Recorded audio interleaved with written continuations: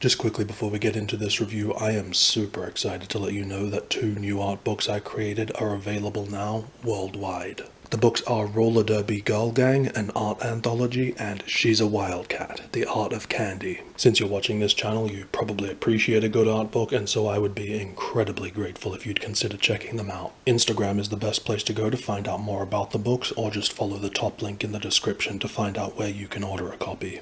This is a review of Breakfast at Tiffany's, the official 50th anniversary companion. I consider this book to be a must-have for fans of the movie, and yet if it were a tie-in to a more modern movie, I would absolutely hate it. It does so many things that I typically dislike in books, but I think when the subject is a movie that's achieved a 50th anniversary, it's okay for it to be a little more indulgent and entitled to a little more leniency from the reader, as long as it also brings the goods, which I think this book certainly does, though opinions will vary. And so what I want to do is position you to make sure you're looking at it from the correct angle, the way it's intended to be viewed, so that you can establish realistic expectations and enjoy the book for what it is. Because while in a broad sense, this book is about the making of the movie, that's probably not how you should think about it. In fact, I like how the title judiciously avoids using any reference to making of or behind the scenes, and so it's the 50th anniversary companion part that is the most telling. This book is supposed to be a classy retrospective, the ultimate coffee table keepsake to be treasured by fans. And yet I do not want to suggest that the book is fluff without any real substance, because that's not the case at all. It contains a heap of great information about the making of the movie, and it's easily the best behind-the-scenes source available, even compared to the 50th anniversary Blu-ray. But that still doesn't mean it's deep or comprehensive. Not only is it a fairly quick read, but some people might feel frustrated by just how little of the book directly relates to the making of the movie, and that most of the content is just filler. So you've got to view it as being more of an expansion on things related to the movie. A lot of focus on subjects that are Breakfast at Tiffany's adjacent. But again, also a lot of great stuff that is directly about the making of the movie.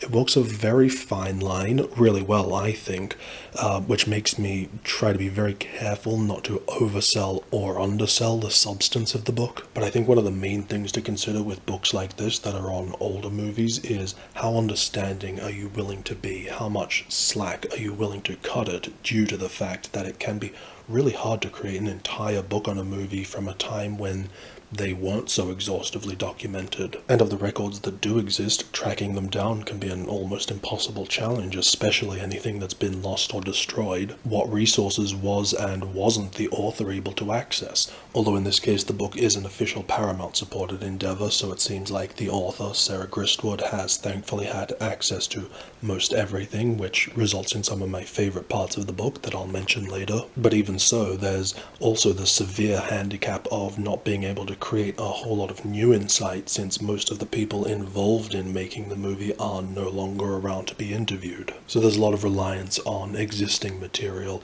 newspapers, books, magazines, which I actually think is really good when it's taken from sources that most people probably wouldn't read otherwise. But then there's the flip side, where you have situations like, for example, most of the quotes from the director, Blake Edwards, are taken directly from his interviews that are on the DVDs and Blu-ray. The imagery throughout is fantastic and will probably be the thing most fans appreciate. There's behind-the-scenes photos, stuff from the promo shoots, a couple of deleted shots, but there's also a lot of images I have mixed feelings about, because it can be very hard to tell the difference between frames taken directly from the movie versus slightly different versions taken by the unit stills photographer. Some photos you definitely can tell from the unit photographer, and those are great. They present a slightly different look at a scene, but there are a bunch of photos where I can't tell the difference if they're directly from the film or not.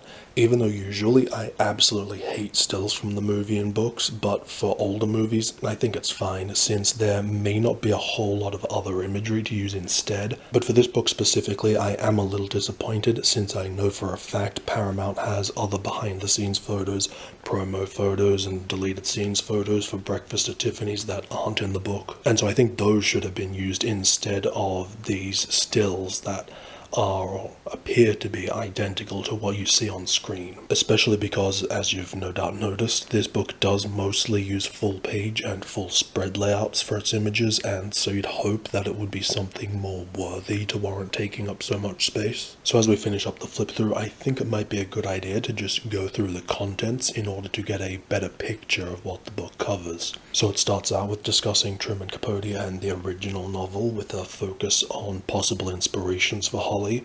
Then it moves on to the acquisition of the film rights, and this was the part that I realized we were in the hands of a good author. I really appreciate that there is very little editorializing in this book. It's not a rose-tinted retrospective, but a frank one. It mentions missteps, conflicts, conflicting stories, including Paramount's ridiculous official press releases. It never feels like a puff piece for the studio or anything's being swept under the rug to present a picturesque view of the production, which is something you do get with a lot of making of books that are released concurrent with the movie. Then it moves on to the development of the script. There are also a couple of photos throughout of original script pages that differ from the final film, which leads me to my absolute favorite part of this book, the scans of various original documents. There's not many, and I really wish there had been more, but we've got an internal memo from the producers to the executives, a telegram, script pages like I said,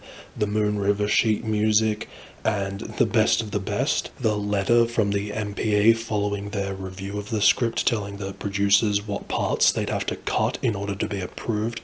It's so ridiculous, but so fascinating. Next up is a chapter on Audrey Hepburn, which I liked the least. It's just sort of about her. But I also realize there are definitely going to be Hepburn fans who probably think this is the best section. And after that is a shorter but similar chapter for the rest of the cast and who they are. Next is the costuming, the highlight of which is artwork in the form of Edith Head's costume designs. And actually, this chapter is a good example of the approach the book takes. So it doesn't really talk about the behind-the-scenes whys and hows of the costuming for the movie, but rather the people involved and social, cultural, historical information that sort of relates to whatever's being discussed. Same thing for the next chapter, which is on the locations, where most of the information is about New York or the Paramount backlot, which I think really sums up the content of the text for this book as a whole. It feels like a third is directly about the making of the film, while 2/3 is stuff around the film. The next chapter is a lot of anecdotes on the shooting of specific scenes, then a chapter on Moon River, which is actually another interesting example for a different reason. There's no discussion of the music as a whole, it's just about the creation of Moon River, which I actually really enjoyed because even though it was specifically focused on only the one song, it was focused, deep, and comprehensive on a behind-the-scenes topic directly about the making of the film. The next chapter is also really good. It's about the movie's release and reception, including good and bad period reviews. Again, a really nice lack of bias or agenda, not trying to falsify a legacy for the movie. And then the last chapter is on the movie's post-release history. And again, I was really impressed with how Sarah Gristwood handled this final chapter. I was expecting some pontificating fan waxing lyrical about how this is the most important and beloved movie ever made, but instead it's an interesting and factual explanation of the continued impact the film has had. And then lastly, there's also a bibliography, something which is rarely seen but always appreciated. The only other book on Breakfast at Tiffany's that I'm aware of is called Fifth Avenue 5 a.m., which I think came out after this book. And if you're a big fan, then it's probably worth looking into, but all I'll say is it doesn't get my recommendation. Unlike this 50th anniversary companion, which may not exactly be what you want, but I can't imagine any true fan who won't treasure it as a beautiful tribute to the movie.